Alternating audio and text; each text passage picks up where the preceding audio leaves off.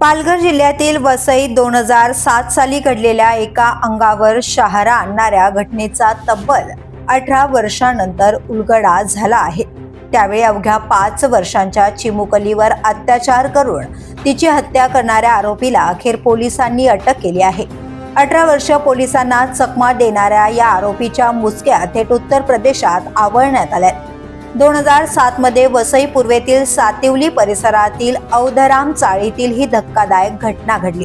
शेजारी राहणाऱ्या नंदलाल उर्फ नंदू विश्वकर्मा या तरुणाने चॉकलेट देतो असे सांगून 5 वर्षाच्या मुलीचे अपहरण केले।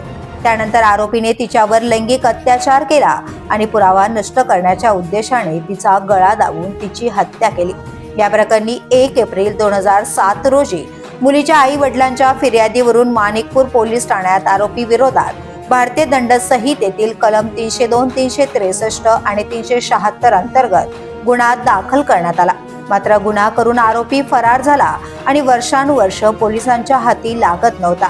या दरम्यान जुनी प्रकरणे पुन्हा तपासण्याचे आदेश पोलीस आयुक्त निकेत कौशे यांनी दिल्यानंतर वसई पोलिसांच्या गुन्हे शाखेने या प्रकरणाचा समांतर तपास सुरू केला।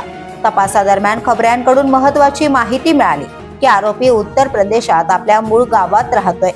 ही माहिती मिळताच वसई गुन्हे शाखेच्या क्राईम डिटेक्शन युनिट 2चे पथक थेट उत्तर प्रदेशात रवाना झाले। 10 डिसेंबर 2025 रोजी सिद्धार्थनगर जिल्ह्यातील खरदौरी गावातून आरोपी नंदलाल उर्फ नंदू विश्वकर्मा याला अटक करण्यात आली।